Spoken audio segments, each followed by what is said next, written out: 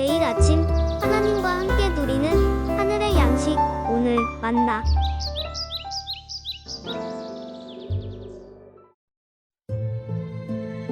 제 16장.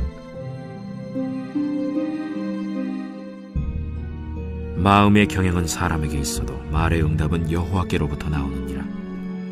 사람의 행위가 자기 보기에는 모두 깨끗하여도 여호와는 심령을 감찰하시느니라. 너의 행사를 여호와께 맡기라. 그리하면 내가 경영하는 것이 이루어지리라. 여호와께서 온갖 것을 그 쓰임에 적당하게 지으셨나니 악인도 악한 날에 적당하게 하셨느니라. 무릇 마음이 교만한 자를 여호와께서 미워하시나니 피차 손을 잡을지라도 벌을 면하지 못하리라. 인자와 진리로 인하여 죄악이 속하게 되고 여호와를 경외함으로 말미암아 악에서 떠나게 되느니라. 사람의 행위가 여호와를 기쁘시게 하면 그 사람의 원수라도 그와 더불어 화목하게 하시느니라. 적은 소득이 공의를 겸하면 많은 소득이 불의를 겸한 것보다 나으니라.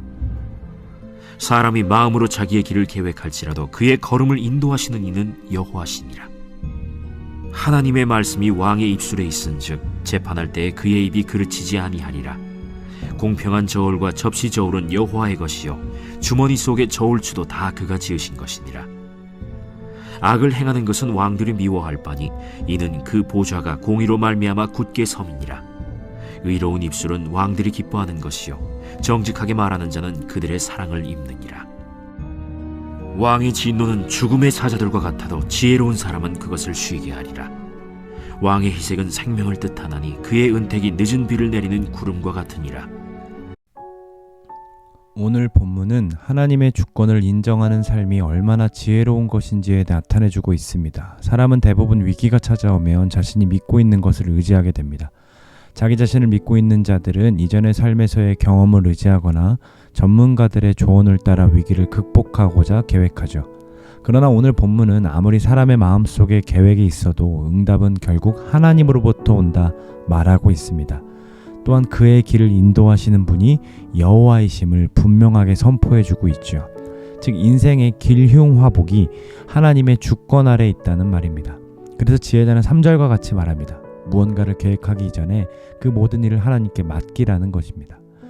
여기서 이 맡기다라는 원어는 구르다라는 의미를 담고 있는데 마치 밑에서 안전장치가 있음을 믿으며 몸을 그대로 맡기고 내던지는 것을 의미합니다.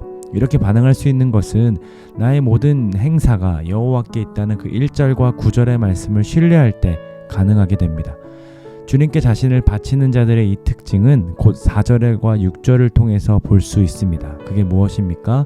하나님의 목적하신 바에 맞게 인생을 살아갈 수 있다라는 겁니다. 그의 인생의 핸들을 여호와께 맡겨드렸기에 하나님의 목적대로 살아갈 수밖에 없는 거죠. 우리는 악인들이 판을 치는 세상을 보며 애통해하고 억울해하지만 하나님께서는 4절 말씀을 통해 악인들도 하나님의 때에 맞게 분명히 심판하신다라고 말씀하십니다. 그렇다면 우리가 같은 인생들을 향한 그 하나님의 목적은 무엇일까요? 웨스터민스터 소요리 제1문답이 그 답을 알려주죠. 사람의 주된 목적은 하나님을 영화롭게 하고 그분을 즐거워하는 삶이라 말합니다. 이것은 두 가지 삶의 방침을 이야기하는 것이 아니라 하나님을 즐거워하는 삶이 곧 영화롭게 하는 삶이라고 이야기하는 겁니다. 그 목적대로 사는 삶, 그것이 곧 하나님을 경외하는 삶이며 지혜를 닮아가는 삶이 되는 것이죠. 우리는 원래 하나님을 경외할 수 있는 삶이 아니었습니다. 하나님처럼 내가 스스로 내 인생을 계획하고 주인이 되고 싶은 마음으로 출발한 것이 바로 죄였죠. 우리는 늘 하나님의 말씀과 뜻보다 자신의 생각과 판단을 더 의지하고 옳다고 여기고 싶어 합니다. 즉 하나님께 자신의 삶을 일절 내어드리고 싶어 하지 않는 삶을 살고 그러한 삶을 성경은 교만한 삶이라고 말하죠. 오늘 본문 5절을 보시면 하나님께서는 교만한 마음을 미워하신다라고 하는데 원어로 보면 미워하신다는 말은 역겨워하신다라는 말입니다. 우리는 그런 존재들이었습니다. 하나님을 경외하기보다 교만하여 자기 자신을 찬양해야만이 만족하다 여기는 자들이었고 하나님이 역겨워하실 만큼 삶으로 하나님을 무시하고 경멸히 여겼던 자였습니다. 전적으로 이렇게 타락하고 무지하여서 마음의 생각이 어려서부터 악했던 우리를 하나님께서는 내버려 두지 아니하시고 하나밖에 없는 그 아들 예수 그리스도를 보내주셨습니다. 하나님의 무한하신 사랑과 인자하심으로 우리는 죄를 용서받게 되었고 죄로부터 해방되어 여호와를 다시 경외하는 삶으로 회복시켜 주신 거죠. 예수님께서는 그 하나님의 구원 계획을 기쁘게 순종하심으로 하나님과 우리의 막힌 담을 다 허무시고 원수였던 우리와 다시 화목하게 하셨습니다. 이 놀라운 복음이 오늘 본문에서 분명하게 선포되고 있습니다. 만약에 하나님께서 우리의 모든 행사를 계획해 주시지 않고 우리에게 알아서 맡기셨다면 이 땅에 사는 사람 중에 누구도 그의 목적에 맞게 살 수 있는 자가 없습니다. 그렇죠?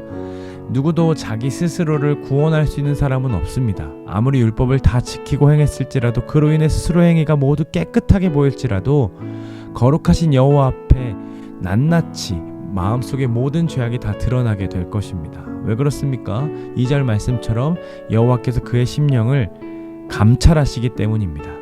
그래서 9절의 말씀이 은혜로 느껴질 수밖에 없는 거죠. 우리가 마음속으로 스스로의 계획을 다 할지라도 그 길을 인도하시는 분이 여호와이시기에 그만큼 행복한 일이 어디 있겠습니까? 스스로는 거룩의 길을 갈 수 없는 것을 너무나도 잘 아시기 때문에 그분은 평생 우리와 함께 하시는 거룩의 내비게이션을 붙여주신 겁니다. 그게 누구십니까? 또 다른 보혜사이신 성령 하나님이시죠. 그분이 날마다 우리를 거룩의 길로 인도하십니다. 10절의 말씀처럼 왕의 입술에 하나님 말씀을 두어 올바른 재판을 하게 하시듯 말씀을 묵상하고 그 길을 따라가기로 작정할 때에 하나님의 뜻대로 살아가도록 만드십니다. 그래서 우리는 성령께서 거룩의 길로 우리를 인도하실 수 있도록 12절의 말씀처럼 악을 행하는 것을 미워해야만 합니다. 그런데 이러한 삶은 단순히 자기 자신만의 거룩한 삶으로 끝나는 것이 아니라 14절을 보시면 정직하고 지혜로운 자는 뭘 한다고 합니까? 화를 쉬게 한다라고 말하고 있죠. 그러니까 주변의 사람들에게도 선한 영향력을 행사하게 된다는 겁니다. 그래서 15절의 말씀에 이렇게 얘기합니다. 왕의 희색은 생명을 뜻하나니 그의 은택이 늦은 비를 내리는 구름과 같으니라. 즉 주님의 거룩을 이루는 그 삶은 곧 봄비를 몰고 오는 시원한 구름 같다라는 말입니다. 누군가를 편안하게 해주고 쉬게 만드는 그런 삶, 그것이 바로 그리스도인들의 삶인 것이죠. 말씀을 정리합니다. 우리는 마음이 교만하여서 여호와께서 역겨워하실 만한 자들이었지만 오직 하나님의 사랑과 인자하심으로 죄를 용서받게 되었고 악을 떠나 하나님을 경외하는 삶을 회복시켜 주셨습니다. 그로 인해 우리의 삶의 목적은 이 땅에서의 성공과 부귀영화가 아니라 오직 하나님을 경외하고 그분을 즐거워하는 삶을 살게 되었다는 거죠. 그러한 삶을 이루라고 주님께서는 성령 하나님을 우리에게 보내주셨고 그분은 날마다 우리와 동행하심으로 놀라운 거룩을 이루어 가십니다. 우리의 목적이 거룩을 이루어가는 것임에도 여전히 자기 스스로 자기 인생을 계획하는 것은 어리석은 일입니다. 왜냐하면 우리의 길을 인도하시는 분이 누구십니까? 여호와 하나님이시기 때문입니다. 우리의 인생에 일어나는 모든 일은 하나님보다 잘 아시는 분이 없습니다. 그래서 우리는 3절같이 고백하는 거죠.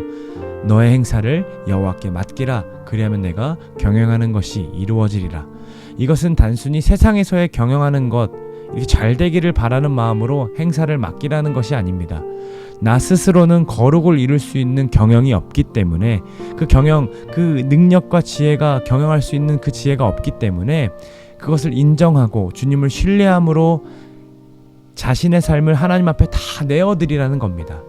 로마서 12장 1절 말씀은 이렇게 이 삶을 설명하고 있지요. 너희 몸을 하나님이 기뻐하시는 거룩한 산 제물로 드리라. 이는 너희가 드릴 영적 예배니라.